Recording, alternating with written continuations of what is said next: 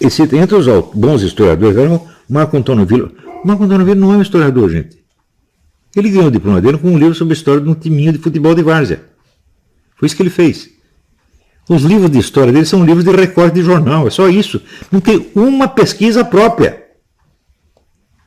Como é que você vai discutir, por exemplo, a atuação comunista no Brasil com um sujeito que pensa que comunismo é a estatização dos meios de produção? Fala, oh meu Deus do céu, mas qualquer pessoa com um mínimo de formação em história e ciência social tem que saber o seguinte: nenhum movimento político do mundo, nenhum único, pode ser conhecido pela definição ideológica das suas finalidades alegadas. Porque se você perguntar para o comunista, quando vai vir a estatização dos meios de produção? Karl Marx disse, isso pode levar décadas ou séculos. E o que nós vamos fazer até lá? Até lá não existe comunismo? Como é possível isso, meu Deus do céu? Quer dizer, o comunismo é um movimento político real, constituído de forças, tá certo? Inclusive dialeticamente antagônicas. E entre a ideologia, a finalidade ideológica do movimento e a realidade da sua estratégia tática do momento, de cada momento, existe o quê? Uma tensão dialética, meu Deus do céu. Se o sujeito leu 10 linhas de Karl Marx, ele tem que saber disto. Então você não pode definir o comunismo pela sua finalidade alegada. Porque essa finalidade pode jamais ser alcançada.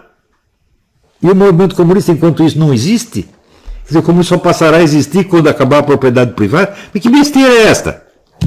Como é que um movimento que não existe pode matar 100 milhões de pessoas? Como é que um movimento que não existe pode dominar a Rússia, 10 países satélites e mais a China?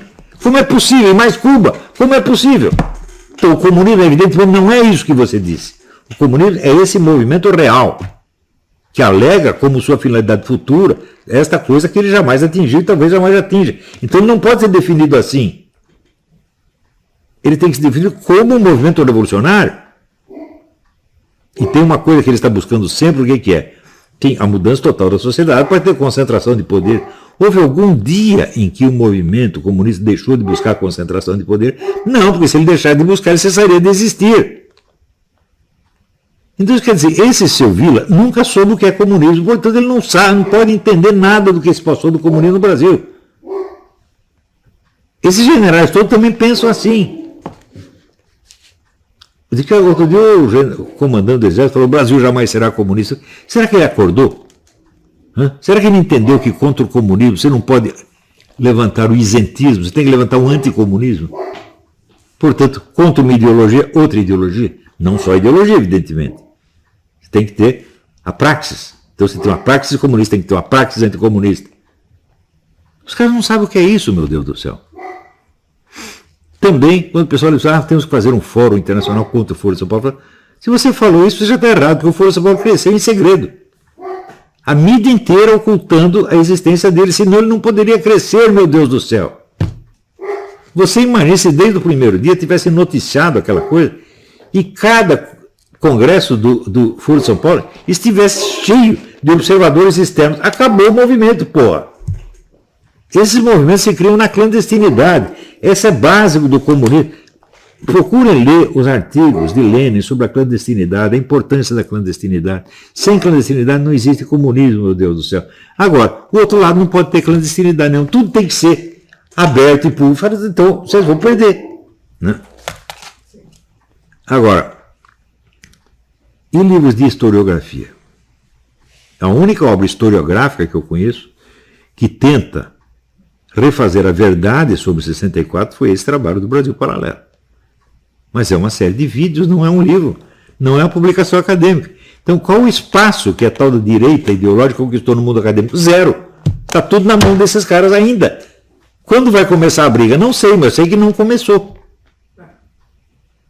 Se você entra numa briga para defender assim, não houve ditadura no Brasil, fala, em primeiro lugar, isso é uma discussão científica? Foi a ditadura sangrenta? Ou foi um regime democrático, autoritário? Esses conceitos não são conceitos científicos, meu Deus do céu. Isso aí é pró e contra, é só propaganda. Não é assim que se faz. Você não tem que opor uma tese a outra. Você tem que examinar criticamente a tese dominante e derrubá-la. A hora que ela derrubar, aparece outra melhor. Mas se você já tenta colocar uma oposição, você já limitou o debate a essas duas. Ou você está do lado dos comunistas, ou está do lado dos militares. Se você disser, olha, é tudo um bando de filho da puta, do primeiro ao último, comunista e militar. É tudo interesse de poder, jogo de poder, interesse corporativo e cobiça de dinheiro. É isso, é tudo. Não tem um intelectual honesto nessa coisa. Nenhum, de lado nenhum. Para não dizer que não tem nenhum, eu tenho que reconhecer, né?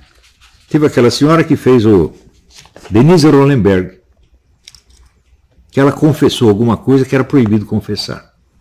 Confessou primeiro que a guerrilha antecedeu o golpe de 64. Portanto, não pode. A tese geral de que a guerrilha foi uma reação patriótica ao golpe fascista. Isso aí acabou. Ela mostrou que já tinha guerrilha no Brasil desde 62 financiado por Cuba, financiado e treinado por Cuba. E demonstrou o seguinte, que quando aquilo foi denunciado, levaram a denúncia para o João Goulart, o que o João Goulart fez? Escondeu a denúncia e mandou para o Fidel Castro. Ou seja, o João Goulart foi um traidor da pátria. Ele apoiou, ajudou o poder estrangeiro que estava intervindo no Brasil militarmente.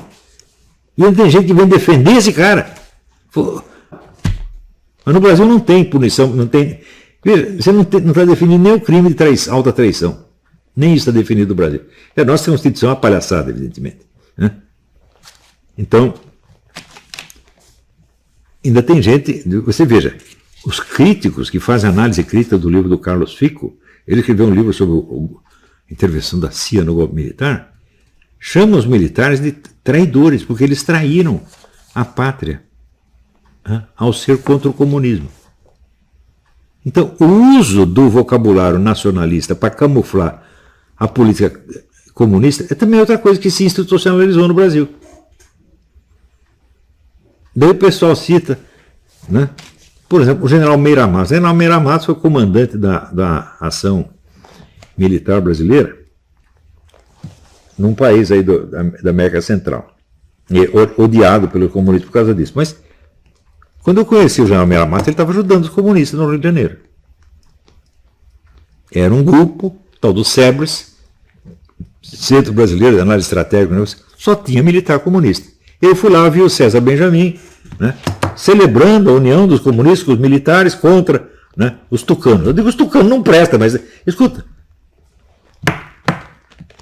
a luta de um vigarista contra o impostor, do impostor contra o vigarista, eu vou torcer isso aí, não pode ser que ficar contra os dois. Nós temos que acabar com essa desonestidade profunda do Brasil. Se nós não fizermos isto, nós estamos liquidados, gente.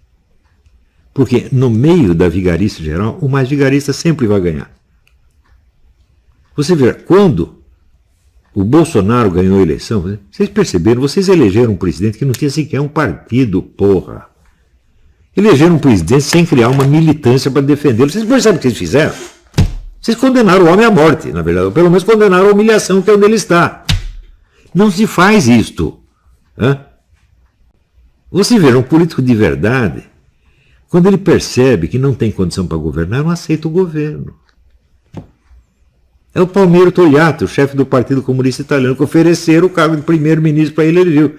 Se aceitar, nós não vamos ter apoio parlamentar. Não, não quero. Agora, se fosse brasileiro, eu quero, primeirão, qualquer coisa aí. Não é isso? Tinha que deixar o outro lado ser eleito e você, enquanto isso, fortalecer a sua militância e vencer a guerra intelectual. Primeira coisa. Tá tarde, dá para fazer. Eu não sei mais. Talvez dê, talvez não dê. Mas quanto mais você esperar, menores serão as chances. Deu para entender?